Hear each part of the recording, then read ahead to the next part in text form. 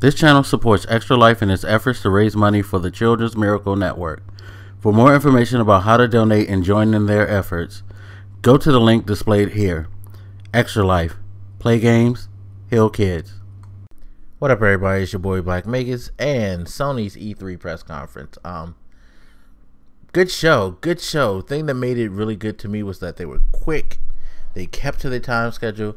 Shout out to Sean Layden, because he said in the beginning, for the next hour, we're going to show you what we have for you. And I was like, okay, so they're going to try to stick to an hour. And pretty much, he stuck to that because the first 5-10 minutes was the God of War presentation. And after that, he made that his speech and then said, for the next hour, we're going to show you, content. And an hour after that, boom, they were done. So good on you. I love it when they just keep to the basics, stick to what they need to show you. Don't overdo on the talking. Give you information that they need to, but don't necessarily stretch it out. Especially since this being a conference as E3, we got a whole week for them to sit and wax poetic about these games.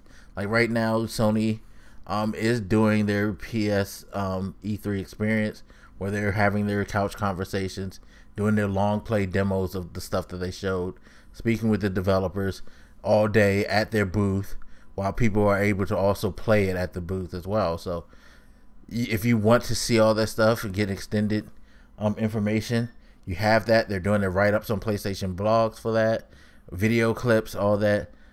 You don't need to do this at the show itself, at the conference. The conference can just be just a presentation. And that's what they did. They just had presentations and they got out of there. They didn't go long on VR. We know VR is coming. They gave a release date for VR, and I'll get to that later, but they showed a lot of VR stuff without overextending themselves with it. Good. Microsoft, Sony, you two did a hell of a job. You pretty much did the conferences that everybody should have done. Good on both of you. So, like I said, Sony began with God of War. They had a fucking orchestra. It was crazy. They had a full-on orchestra playing music in a pit right in front of the stage. It was crazy, but the music was fitting with what was going on. God of War looks good. Kratos is back. He has a son. It's funny because I was speculating that that's not Kratos. I have to go and look and see if on PlayStation blog they've confirmed that's Kratos. I know he has the tattoo and all of that. I was just sitting here like, nah, is that Kratos? But they are, like the rumor said, it's the Norse gods this time. Interesting. I'm going to see what's the transition, because again, they showed him teaching his son how to hunt. Maybe they're going to transition the game to that son later on. Because for me, Kratos' time is done. He had his story. I don't need another Kratos game. Yeah, you could do the God of War and transition it to something else. You don't even have to do it a la God of War, where he necessarily has to have a beef with the gods and fight them. You could just have somebody who's really, really good at war. I don't know, but we'll see how it goes. It did look good. Definitely looked good. Then after Sean Layden came out and spoke. Oh, by the way, shout out to pretty much everybody. I believe everybody did a moment of silence for the Orlando incident, which I thought was really, really cool to show respect to that that tragic event that we just had happen. Anyway, we saw a short trailer for a game called Days Gone. Kind of Last of Us-esque. Seemed to be set in this sort of kind of post-apocalyptic place, but human beings are still out in the world type of thing. Not as desolate as The Last of Us didn't seem, because your character mentioned that he's a bounty hunter, so he's clearly out and about finding people out doing bad things. But you saw also some type of zombie-like supernatural creatures also about they did come back to that game later, and I'll get back to the extended thing later. But yeah,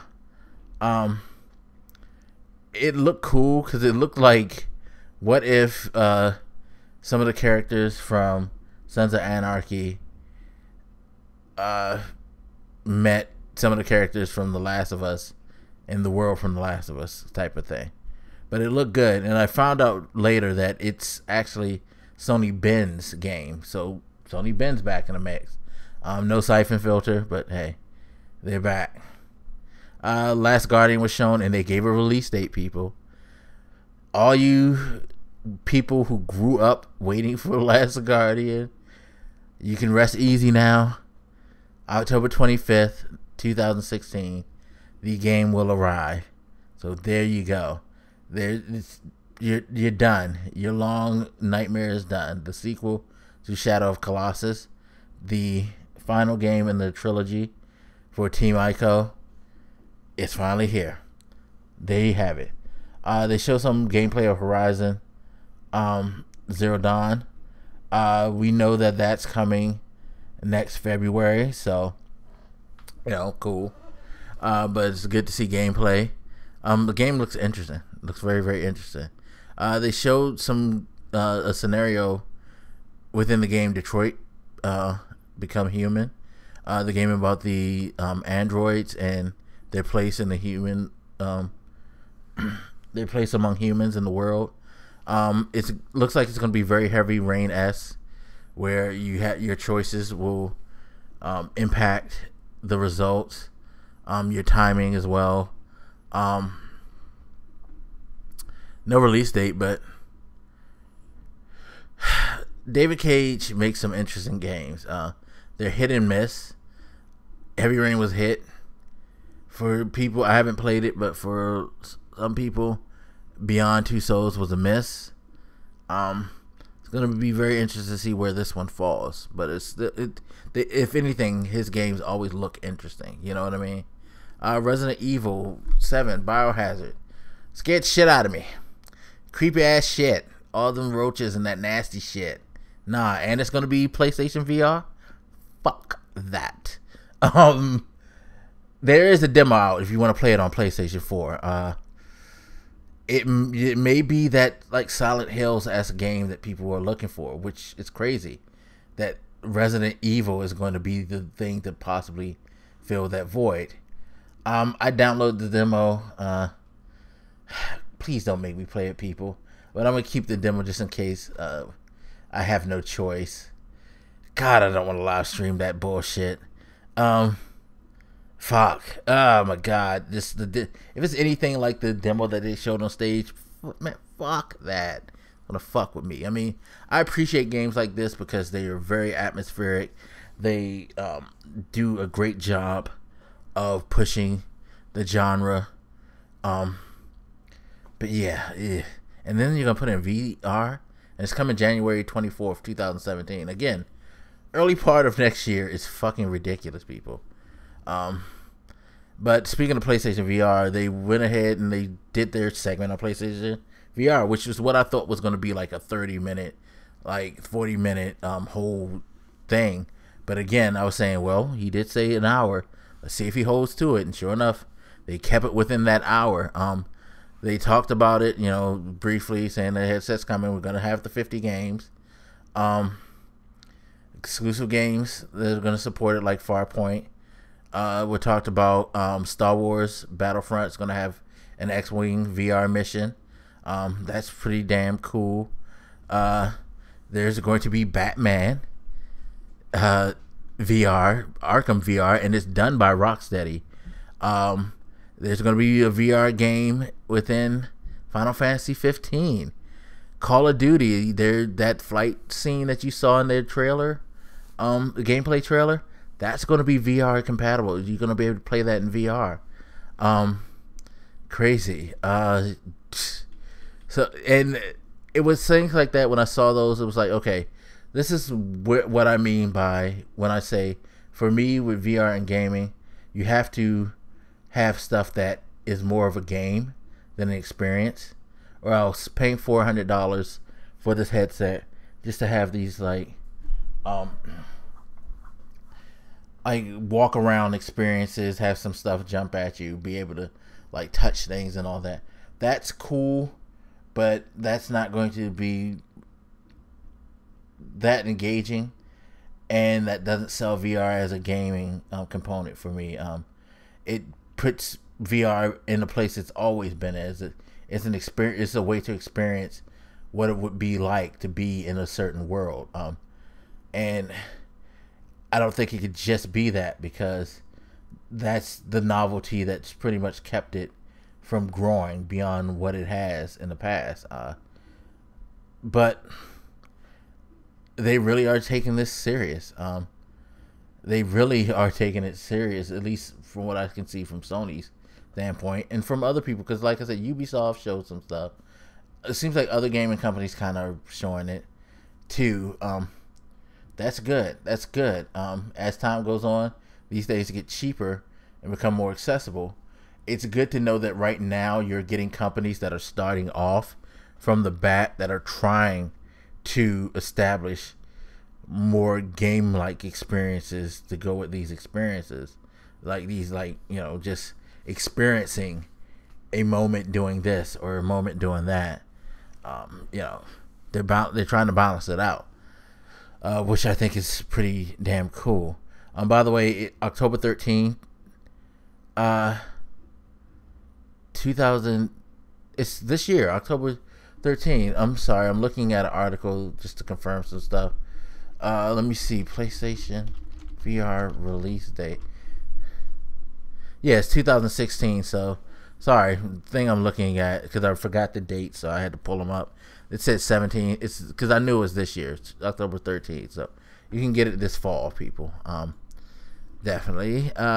Speaking of Call of Duty, by the way, they showed some more Call of Duty remastered. Okay. I'm not as hyped as everybody else seems to be about getting a remastered version of this game. You guys played it damn near 10 years ago. The sad fact that people are this hyped about a game that's almost 10 years old, it feels like this is the definitive experience they're going to get with multiplayer first-person shooters. Breaks my heart. That breaks my heart. Guys, expand yourselves beyond this. I mean, I understand it for its time. It was like pretty game changing, but it's time to move on. I don't know. That's just me. Hey, it is what it is. Call of Duty never had that big of an impact on me, so I guess I shouldn't speak on it, because hey, it is what it is. Crash Bandicoot in Skylanders. Also, they're remastering the first 3 Crash Bandicoot games. Might be getting one step closer, people, to getting a actual new Crash Bandicoot. So keep your fingers crossed if you're a Crash Bandicoot fan. They showed Lego Star Wars Force Awakens. The game looks so fun. This looks so good. Kojima came out on stage, and he had a trailer for his next game that you probably won't see in about 5 years. It'll be on the PlayStation 5, people. Promise you. I promise you. And knowing him, see, I've just realized the next issue with these iterative, upgraded, or new consoles, however you want to look at Project Scorpio and the PlayStation Neo. I guess for the Neo now, because Kojima has an exclusive deal with Sony for his next couple of games. But the fact that he knows that these new hardwares are coming out, he ain't putting shit out anytime soon. He's going to milk all the time he can and wait until he gets that. Oh my God. They just gave Kojima another reason not to, like, actually work on a game in a timely fashion. God damn you, Sony. Anyway, but Norman Reedus is in the game, so he's getting to work with Norman Reedus like he wanted to. So kudos to you. Glad to see that. Shit looks weird. Got naked Norman Reedus with a baby that turned into something, like disappeared and was getting black footprints on him, and then naked people flying in the sky on the beach. All these dead fish and shit. Kojima, you're weird. But that's why a lot of people love him. Because he's just out there and people dig his out there style. Then you got a trailer for Spider-Man's. The rumors, I guess, are true. It will be an exclusive Spider-Man game for PS4. Done by Insomniac Games. The rumor was that it's going to be Sucker Punch, but it's Insomniac, the creators of Ratchet and Clank, Sunset Overdrive. Yeah. It is funny because they made such a big point of being free of Sony and being independent. They're still doing some exclusives for them. I mean, I'm glad the relationship didn't deteriorate completely. But I also am glad that they got the opportunity to work on whatever platform they want. But they're still close to Sony, and this will be their second exclusive game on PS4. So that's interesting. It looked cool. Definitely looked cool in the trailer. But yeah, that Sony show was pretty damn good. Can't think if there was anything else. Oh yeah, we came back to end it off with the Days Gone gameplay, and that's it. Really seems to be like The Last of Us with a bit of, I guess you could say, Dead Rising, because you got these huge hordes of things coming at your character, but not as in the funny comical Dead Rising. You know, it was just like, it was a serious, like, yo, these like feral beasts were just coming at him. He went to go catch his bounty. His bounty was running through this building, and they ran into a horde of those things. The bounty guy he was looking for, of course, got eaten. He's making this mad dash through this like abandoned warehouse, trying to escape them, going higher up a building, trying to find a way out. And this is just like, you just see all of these things being drawn in by his gunfire, coming at him, and he's just screaming, "Come on!" at the end. Game looks interesting. I would probably be more into that than The Last of Us. I'm not saying I didn't like The Last of Us. Last of Us was a little more intense to me. Way too tense. Last of Us is a good example of the type of horror that I think works best, because you have the feeling that you're in a position where your stuff is limited. You have these things, different variations of creatures that you have to handle in different ways. They build fear and tension with sound. In moments, it's like you're always looking around your shoulder, looking for like, what's around this corner? What am I going to run into? Am I going to run into these humans who don't give no fucks and kill on sight? The first stage creatures that are just wild, feral, and just like run at you screaming, which will draw in others, including the worst like ones. The second stage, which they can't see you, but they make this weird noise, and if they hear you, they're on you, and there's nothing you can do to it's hard to take them down. You either gotta shoot them down or somehow get away, because yeah,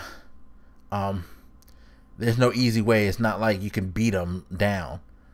They're too strong for you, unlike the first stage. And then the third stage, which is god awful, nasty, disgusting, and God help you if they get anywhere close to you, you're fucked. At least with the clickers, you can kind of get them, like separate yourself if you stab them and make them jump back so you can get some distance. But no, you get it. If those fucking bloaters close the distance, you fucked. Anyway, yeah. So, but this looks like it's more of you have a little more straightforward fight to it, so I can relax a little in that game. But yeah, Sony. Damn, I went so long with Sony's. I didn't realize how long I did. But yeah, they were good. I guess because I own Sony, maybe that's why. I don't know. But I honestly don't think they were better than Microsoft. Microsoft gets a slight edge to me, but they both were great. Microsoft and Sony killed it. They know how to do presentations. Great on them. Great year for both of them. Great year. So can't wait to see what they have coming. But anyway, let me end this up. Hit me up. Let me know what you think, and I'll holler at you later. This your boy Black Makers, and I'm out. Deuces.